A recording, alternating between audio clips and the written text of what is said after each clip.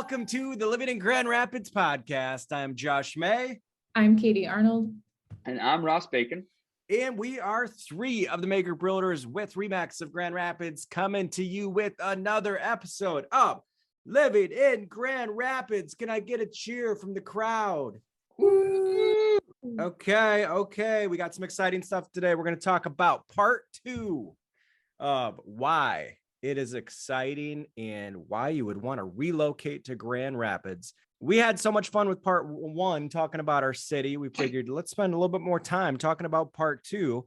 So let's get right into it, guys. One of the things that we did not talk about last time was really digging into a little bit more of the nature, the leisure scene, the water scene. What is there to do in West Michigan as far as the nature and just getting out there and enjoying this area? Ross, you want to kick it off? Let's start with that little lake just west of here, about 30-minute drive from downtown Grand Rapids, Lake Michigan, the greatest lake in the world, in my opinion. It's a fantastic spot. I mean, there's so many different areas that you could go to and towns that you can visit up the lakeshore. It's kind of like endless summer fun.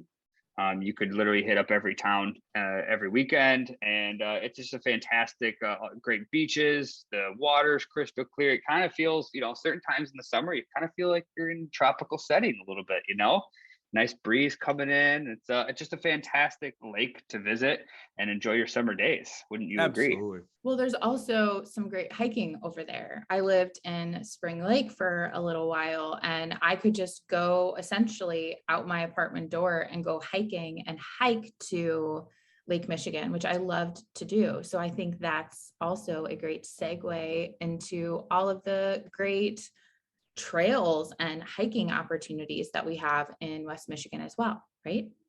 And not only West Michigan, but Grand Rapids specifically has some fantastic trails. And Northeast Ada area up by where I live, we got Seedman Park, which actually the North Country Trail cuts through. It's just a really nice scenic park and trails. If you're not into the whole, strenuous type trails and dirt, we have tons of paved path type trails for biking, walking, running, whatever you're into. The paved trails are fantastic too, with great scenery passing by water, creeks. I absolutely love it out here in this area because, you have a great mix of hiking trails, quick evening walk type trails, and then not to mention the mountain biking too. Grand Rapids is very well known for the type of mountain biking we have out here, and lots of options and a huge biking community. Absolutely. So yeah, Kent County Parks and Recreation has done a great job of continuously providing some amazing biking, some paved paths that are all throughout the county. And another one would be the White Pine Trail, which starts in northern Grand Rapids and goes all the way up to Cadillac, I believe. It's such a cool paved trail that takes you up through Rockford. If you want to start in Grand Rapids, just take a nice leisurely 10 mile bike ride up to Rockford, get a ice cream, come back, just enjoy a beautiful morning doing that. So some really cool stuff. I do want to go back to the water scene though, just because one thing that I feel like is one of the most underrated pieces of Michigan and West Michigan is like the sand dunes. Like we have some of the most beautiful sand dunes in the world here in West Michigan, up and down that West Coast shoreline. So I know that when people come and visit, they're always amazed at that people don't think that they're going to see these beautiful sand dunes, and they are definitely there. Let's move on to some entertainment. So Grand Rapids has become a great entertainment destination, especially with some of the amazing things that the city has produced. I remember I relocated here 25 years ago, and downtown was pretty quiet. And one of the things that really helped Grand Rapids was, when they decided to put the Van Andel Arena right in the center of town. They've come out with the convention center and a lot of big opportunities for people to come enjoy the downtown, which also leads me into talking about Art Prize. So a lot of people have talked or know about Art Prize. This has been going on here for about 10 years in Grand Rapids, an amazing festival that brings millions of people to town and gives artists from all over the world an opportunity to showcase their art. So that would be another piece of the entertainment scene. You guys got anything else? Just the music in general. We have a big art scene, of course, like you mentioned, but the music is, for the size of the city, we get some fantastic acts that people that come through town. We're sandwiched right in between Chicago and Detroit. So we tend to pick up a lot of that traffic. Bands that have off days tend to pick up a date here in Grand Rapids. So sometimes it can just be like overwhelming with options, and you're just constantly buying tickets to concerts if you're into going to see live music. One of my favorite summer spots to see concerts is Frederick Meyer Gardens. They have an outdoor pavilion that just, always start when the sun's setting. It's just a fantastic venue to see some really good acts. I love it. So one of the things I just want to touch on a little bit is, how's the weather in Grand Rapids? Ooh, do we want to talk about that? Is the weather in the Midwest ever a reason to move to the Midwest? As to say, I don't think many people move here for the weather.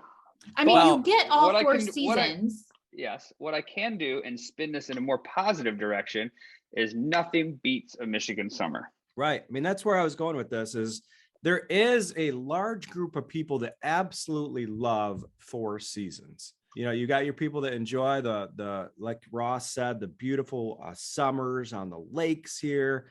We've got that perfect temperature of, mid 80s in the summer. No, maybe sometimes no humidity, but and then you've got the skiers. You've got the people that enjoy the outdoors in the winter, the cross country skiers, snowshoers, hiking, whatever that might be. But you can't forget the crisp fall air, one of my favorite times of season. You've got the football seasons are starting, and that crisp fall air, the leaves are changing. One of the most beautiful scenes in Michigan is the color tour up north in early October. And then you've got the spring where everybody starts to smile and the sun comes out and we get through that winter weather, and we know we're on a direct path towards a beautiful summer here. So 4 seasons are amazing. I mean, we talk to people from all over the country, and I talk to people from Texas all the time, and they're always telling me, Josh, it is too hot here. Can't handle it. So there is a reason to love the 4 seasons, right? 100%. I will say I am someone who knows hands down I need 4 seasons. I don't do well with only summertime weather. Having spent a few years living in Los Angeles, you can't tell me it's Christmas time just because you throw like a snowflake light on a palm tree. I need the 4 seasons. So I totally hear you with that. Love it. Okay, well, let's wrap up with some multicultural resources. One of the reasons I love this community is there is so many different organizations that are committed to welcoming communities from all over the world, all races, ethnicities, sexual orientation. You've got a lot of our clients. I'm just thinking because one of my clients just asked us to support the Bangladesh community of West Michigan. And there's all sorts of these organizations that are very welcoming, and we've got plenty of resources to enhance diversity in this area, and we really feel strongly about that. So anything else you guys want to wrap up? No, I think we covered a good one. This is a good part 2. I mean, we could keep going, but this is a good solid part 2. I think we need to ask everyone to let us know what their favorite thing about living in Grand Rapids is, or living in the West Michigan area.